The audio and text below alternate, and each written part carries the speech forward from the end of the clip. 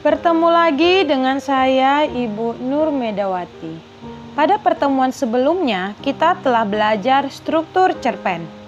Pada kesempatan kali ini, kita akan belajar kebahasaan cerpen. Apa sajakah kebahasaan cerpen? Simaklah penjelasan berikut ini. Ciri kebahasaan cerpen yang pertama, menggunakan kalimat deskriptif.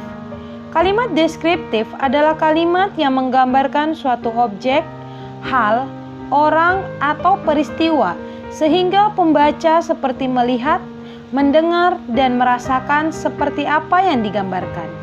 Kalimat deskriptif biasanya dalam cerpen digunakan untuk menggambarkan latar dan tokoh. Simaklah contoh berikut ini. Lantai 1 rumahku terdiri atas ruang tamu dengan sofa hitam. Dinding luarnya sengaja dicat berwarna abu-abu agar terlihat elegan. Lantai 2 rumah sebagian berdinding kaca dan menampilkan sebuah ruangan kosong dengan sepasang kursi jika dilihat dari luar. Ruangan itu sebenarnya tempat kami berkumpul sekeluarga untuk membaca buku. Karena di dinding yang terbuat dari kaca terdapat 2 buah rak buku yang penuh terisi. Penggalan teks tersebut menggambarkan suatu ruangan. Struktur yang kedua menggunakan kata atau kalimat ekspresif. Penggunaan kata atau kalimat yang mampu mengekspresikan perasaan pengarang melalui tuturan tokoh. Biasanya pengarang akan menggunakan kata seru atau interjeksi atau kata serapan. Simaklah contoh berikut ini. Rasakan. Seru Mbah Danu, bengis dan sapu lidi terus-menerus menghantam Nah dengan irama rumba. Nah tidak mengeong lagi sekarang, melainkan mengaum seperti singa sirkus yang marah.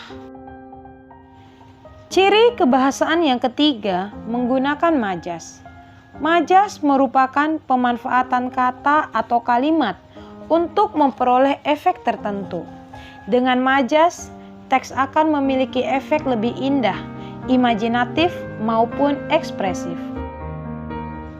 Majas yang sering kita jumpai dalam cerpen adalah satu majas repetisi, yaitu pengulangan kata, frasa, atau kalimat yang dianggap penting. Penggunaan majas ini berfungsi untuk memberi tekanan pada bagian yang diulang. Perhatikanlah contoh berikut ini. Aku pergi tanpamu, aku datang tanpamu, aku memetik gitar tanpamu, aku hidup tanpamu, aku mati tanpamu. Dari contoh tersebut, terdapat pengulangan kata aku pada setiap awal kalimat. Majas berikutnya adalah majas eufemisme, yaitu majas yang menghaluskan kata-kata yang dianggap kasar atau kurang sopan. Contohnya, sejak seminggu lalu ayahku dibebas tugaskan. Kata yang dihaluskan adalah kata dibebas tugaskan. Majas litotes adalah majas yang merendahkan diri sendiri agar terkesan tidak sombong. Contohnya, saya hanya dapat membawakan bingkisan sekadarnya. Padahal pada kenyataannya, bingkisan yang dibawa bersifat mewah. Majas pleonasme adalah majas yang menggunakan beberapa kata bersinonim secara bersamaan dalam satu kalimat. Contohnya, Evelyn sangat amat cerdas sekali. Penggunaan kata yang pleonasme adalah kata sangat dan amat.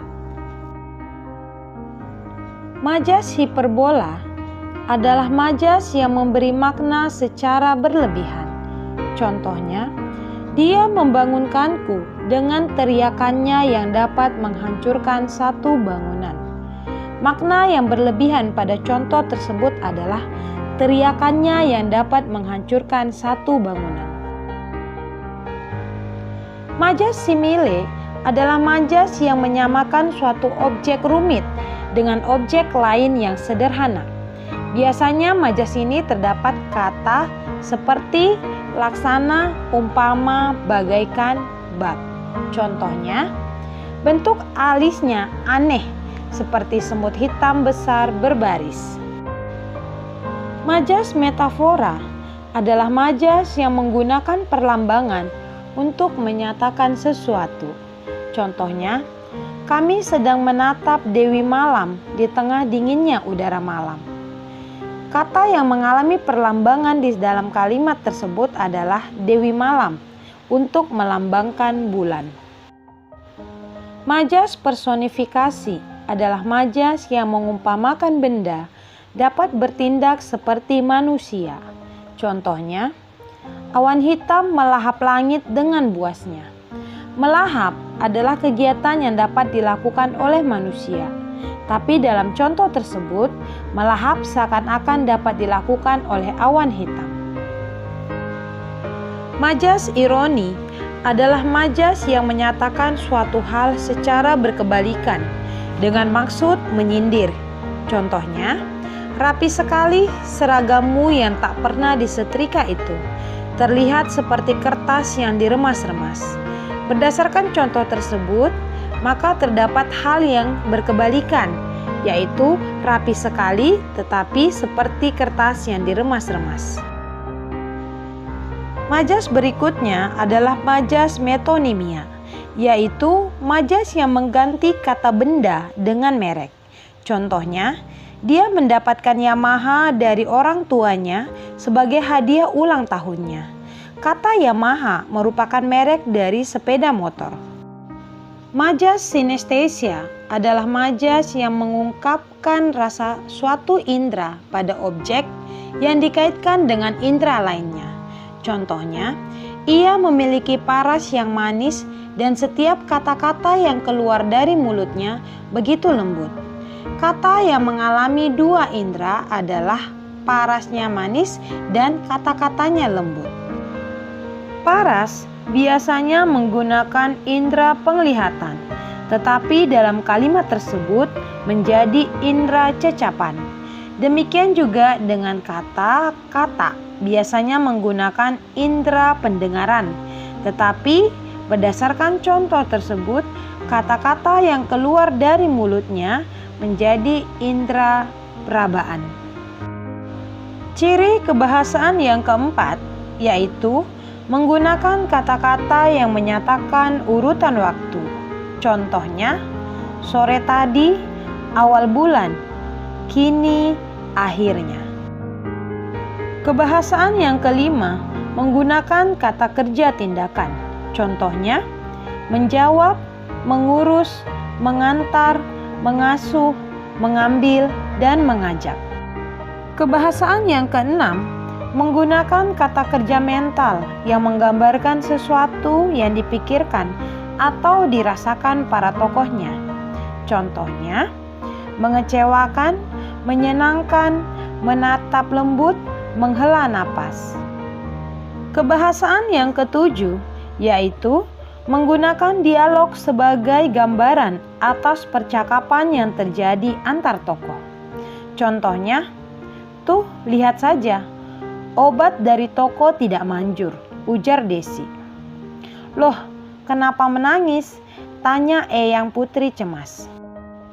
Ciri kebahasaan yang kedelapan yaitu menggunakan kata-kata yang menggambarkan keadaan atau sifat seorang tokoh. Contohnya, sedang sedih, gelisah, penakut, dan bersabar. Demikianlah pembelajaran kita pada hari ini mengenai ciri kebahasaan cerpen. Bila ada hal yang kurang dipahami, silakan ajukan pertanyaan melalui kelas daring kita. Jaga kesehatan dan tetap semangat belajar bahasa Indonesia.